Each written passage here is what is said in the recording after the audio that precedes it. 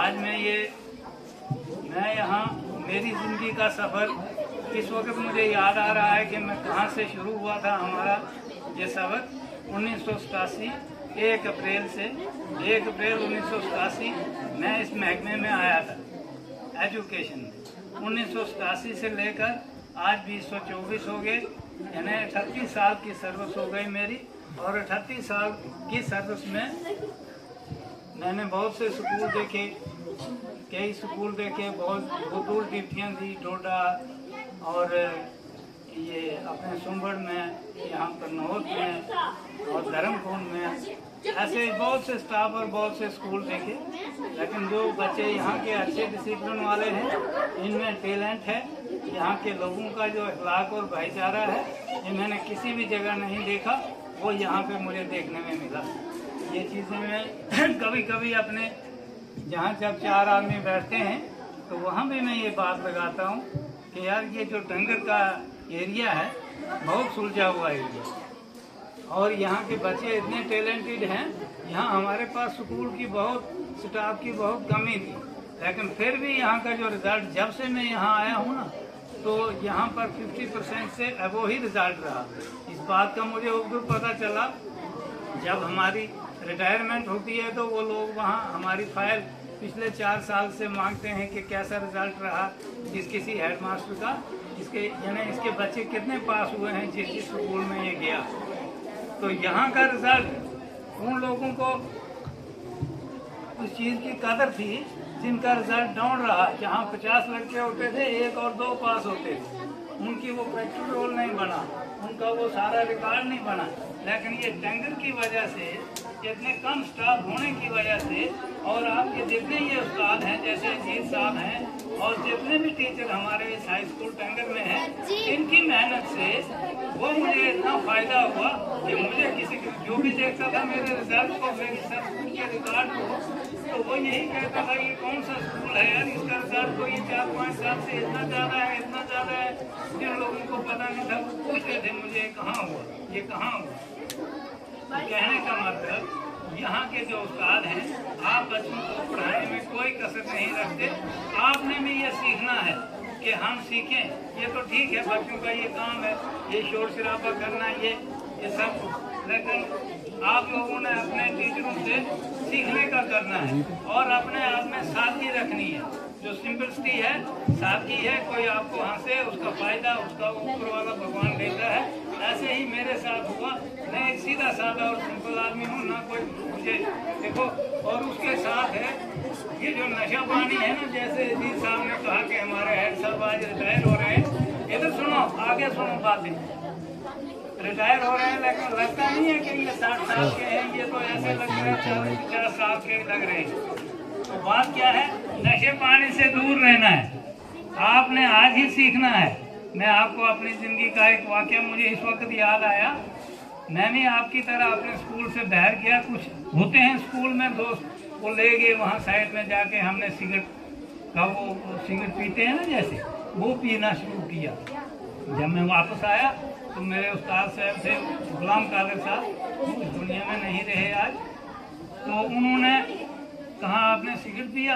मैंने कहा नहीं। कहा तेरे हाथ से मुश्क आ रही है, यह आपको एक लेसन दे रहा हूँ मैं स्कूल से जाते वक्त कि आपने ज़िंदगी में कैसे कैसे चलना है। तो मैंने कहा नहीं जी। तो थोड़ा डरपोक भी था मैं, मुझे पहले ही थरथराहट लग गई। मैंने कहा ये हेडमास्टर साहब मारेंगे मुझे। जब देखा तो कहा इधर कर हाथ, ऐसे किया हाथ से, उसको वो सिगरेट की खुशबू उनको आई। कहा आपने सिगरेट पिया। थोड़ी सी रिमांड की। वो दिन और ये दिन आज तक मैंने कभी उस सिगरेट को हाथ नहीं लगाया। ये कुछ ऐसे राज हैं जिनको आपने फॉलो करना है।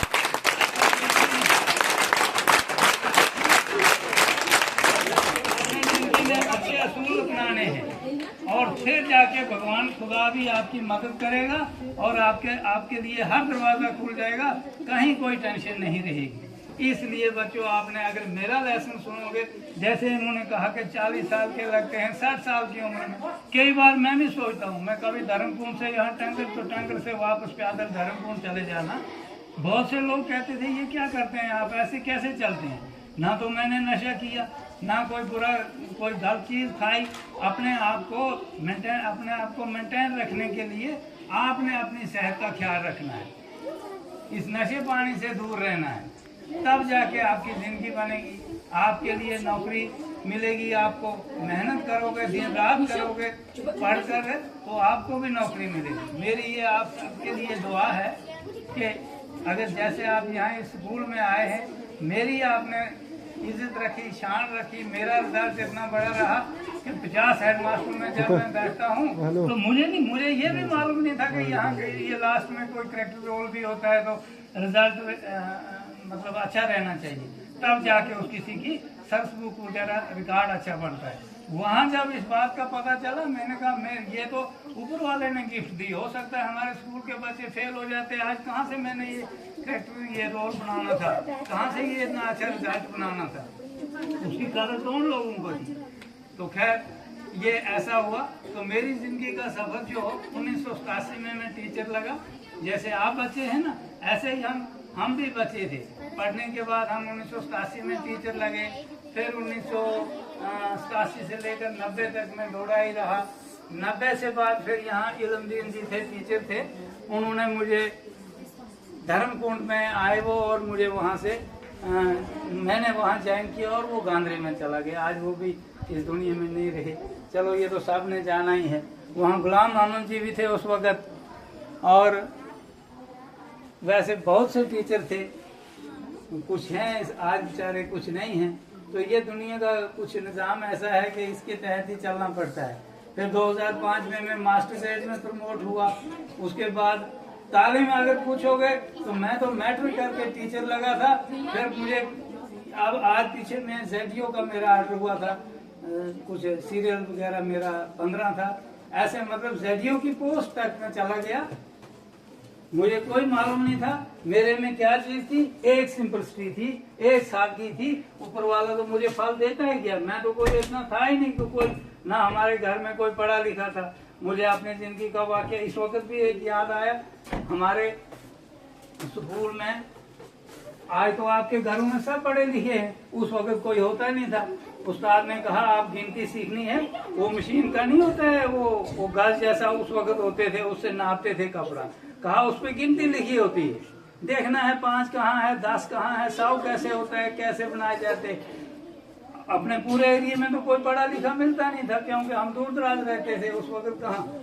तो वहां से हमने गिनती सीखी। आप लोगों के घर में तो हर घर में। और एक और बात मुझे इसी वक्त याद आई, स्कूल में मैं पढ़ रहा था तो ऐसे साइंस की किताब उठाई तो चल रहा था, वहां से साइंस टीचर साहब आए, कुछ खजूरिया नाम था उनका। कहने लगे आप, मैं वो किताब लेकर उनके पास गया, कहा क्या आप याद कर रहे हैं? मैंने कहा अच्छा, बहुत अच्छी बात है। तो कुछ बताया उन्होंने मुझे। इतने पैसे तो थे नहीं कि मैं ट्यूशन पढ़ने के लिए वहां जाता उनके पास, लेकिन फिर भी ऐसा ही मैं देख रहा हूँ कि आपके पास भी अगर कोई साधन नहीं है, कोई पढ़ने का पैसा नहीं है, या घर वाले बेचारे तो सब दे रहे हैं, लेकिन पहला फर्ज आपका है कि आप कैसे पढ़ोगे। ये बहाना उनको नहीं दिखाना। हम भी दिखाते थे घर वालों को, मुझे बहुत ज्यादा पढ़ना था, मुझे ये नहीं है, मुझे कपड़े नहीं है, मुझे बूट दे दो।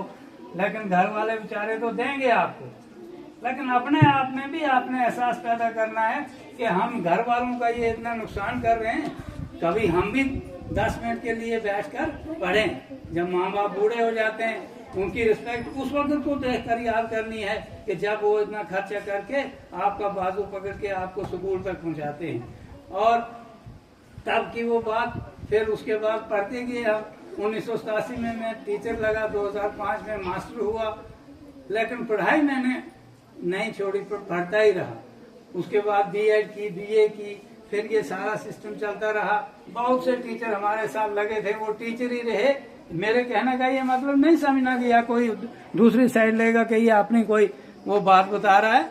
ये आपको एक बात बता रहा हूँ मैं ऐसी कि कोई वसीला नहीं था मेरा, कुछ भी नहीं था। फिर भी लास्ट में ZDO की पोस्ट से रिटायर होकर घर चला। कोई ना किसी सिफारिश की जरूरत और ना किसी ऑफिसर को कहने की जरूरत। एक ही चीज थी कि पढ़ना, पढ़ाई करनी और किस तरीके से पढ़ना है। मैंने वो पढ़ते तो सब मेहनत से हैं, हर कोई पढ़ता है, लेकिन बीच में हम लोग अपना रास्ता छोड़ देते हैं। मैट्रिक करके टीचर लगना, फिर एक ZDO की पोस्ट पर जाना, जैसे हमारे अजीत साहब ने कहा कि जातिवार इनसे हम ये क्या कहेंगे हमें, तो मैं यही सबको कहूँगा, एक तो आपने नशे से दूर रहना है और अपनी ईमानदारी रखनी है, अपने माँ बाप की इज्जत करनी है, और तब जाके आपके जो सारे रास्ते हैं ना, ये यहाँ से आपको कामयाबी मिलेंगे। तो इन अल्फाज के साथ ही मैं तो ये नहीं चाहता, लेकिन अब कुछ वक्त की ज़रूरत ऐसी है कि सबको ये करना पड़ता है। पहले तो मुझे हिम्मत नहीं थी कि मैं कुछ यहाँ बोलूँ, कुछ सदमा सा हो रहा था। तो बात ये है कि आप लोगों ने क्या करना है। ये पार्टी जो हमारी हुई ना, ये पार्टी नहीं थी। हमें कुछ वहाँ किसी की डेथ हो गई थी, मैं पिछले 2-3 दिन से मुझे वहाँ जाना पड़ा संगलदान में, तो इसलिए हमारा जो ये सिस्टम था, मैंने पहले से ही मैं सोचता था हम बहुत अच्छी तरह से पूरे गांव के लोगों को बुलाएंगे। जहाँ पर मैं 5 साल तक रहा, तो यहाँ पर मेरा फर्ज बनता है कि मैंने कैसे, और जो मेरी इज्जत यहाँ रही, तो मैंने भी लोगों से कैसे निपटना है और कैसे क्या क्या करना है। वो एक अच्छा प्लान था, लेकिन वहाँ जाने की वजह से मुझसे वो सारा नहीं हुआ। अब हमने क्या किया है, मुझे सब बातों का पता है। आप लोगों के लिए मैं मैटाडोर यहाँ भेजूंगा, 1 मैटाडोर लगे, 2 लगे, जितनी भी लगे, यहाँ पे मैटाडोरें आएंगी नीचे। आप जितने बच्चे हैं सब ने आ जाना है। हमारे उस्ताद, स्टाफ, जितने भी लोकल बाहर के हैं, ये हमने इसलिए पार्टी धर्मकुंड में रखी। ये नहीं कि वहाँ पीछे संगलदान वो बहुत दूर हो जाएगा। धर्मकुंड तो आप लोग पैदल चले जाओगे, वहाँ से फिर भी आ जाओगे, लेकिन हमने आपके लिए यहाँ मैटाडोर भेजनी है। आपने मैटाडोर, सबसे पहले तो आप वहाँ आएंगे, हमारे ऑफिसर भी आएंगे धर्मकुंड में, हमारे CO साहब आएंगे, महकमे के और बहुत से लोग होंगे। लेकिन इस टंगर के लिए जो जितना भी स्टाफ है, प्राइवेट स्कूल है, गवर्नमेंट स्कूल है, यहाँ के जो सराउंडिंग के स्कूल हैं, आसपास वाले स्कूल हैं, उन वो स्टाफ भी, सब के लिए अभी डेट हम फिक्स करके, मैं अपने ये हेडमास्टर साहब आज के बाद आपके फरीद साहब होंगे, इनको मैं रिक्वेस्ट करूंगा, ये आपको सुबह प्रेयर में बता देंगे कि पार्टी कब होगी। तो आपने जरूर, जैसे आज तक इखलाक दिए है सब स्टाफ ने, आप सब लोगों ने, उस दिन सब मैं वहाँ देखूं कि धर्मकुंड में ये टंगर वाले बच्चे आए हैं, क्योंकि मुझे कुछ यहाँ की इतनी खुशी हुई है कि ये बच्चे वहाँ हमारी उस पार्टी में होने चाहिए। रहा ये सवाल, आप कहेंगे नहीं जी अब कौन जाए वहाँ इतना खर्चा करके, इसलिए मैंने पहले ये मशवरा कर लिया है कि हम मैटाडोर बनाएंगे, उसको किराया देंगे, वो आपको लेने यहाँ आएंगे। उसके बाद आपने धर्मकुंड में आ जाना है, वहाँ टेंट लगा होगा, बैठना है, बहुत से लोग होंगे। जो पार्टी हमने यहाँ करनी थी अब वहाँ करनी पड़ी। आ गई ना बात समझ में? सबके जो भी स्टाफ भी सुन रहे हैं, आप भी सुन रहे हो। आप लोगों ने जब भी पार्टी होगी, मैं हेडमास्टर साहब को यहाँ बता दूंगा, इन्होंने यहाँ प्रेयर में आपको बताना है कि भाई फलाने दिन वो पार्टी है, हमने हेडमास्टर साहब की उस पार्टी में जाना है। तो आप लोग जरूर आओगे। अजीत साहब हैं और जितने मैडम जी हैं, जितने भी हमारे स्कूल के स्टाफ हैं और एजुकेशन महकमे में जितने भी दूसरे स्कूलों में हैं, वो सब आएंगे वहाँ पार्टी में। एक बात ये हो गई, और दूसरी चीज मैंने बता दिया आपको कि आपने क्या करना है, वहाँ पार्टी में जरूर आना है। ये आपको आज ही मैं एक इनविटेशन कार्ड दे रहा हूँ कि हमने क्या करना है। जब भी पार्टी होगी तो वहाँ आना है इस स्कूल के स्टाफ के साथ। और ये बात, इसके बाद और क्या कह सकते हैं आपको, हम तो यही कहेंगे कि जैसे मेरा 5 साल तक का रिजल्ट यहाँ रहा, आगे आने वाले और 5 साल तक रिजल्ट इसी तरह रहे। अब आगे हेडमास्टर साहब भी आएंगे, इनकी भी रिटायरमेंट पार्टी होगी, ये भी इसी तरीके से कहें कि हमें भाई रिजल्ट अच्छा रखना है। इनकी शान भी आपने रखनी है, जैसे आपकी शान ये रख रहे हैं। कोई भी टीचर, कोई भी उस्ताद है, वो अपने बच्चे के लिए अच्छा ही सोचता है, वो चाहे पढ़ाए नहीं पढ़ाए जो भी करे, लेकिन टीचर की एक हमदर्दी बच्चे के लिए बहुत बड़ी है। तो एक और बात याद आई थी मुझे, वो ये कि हाँ,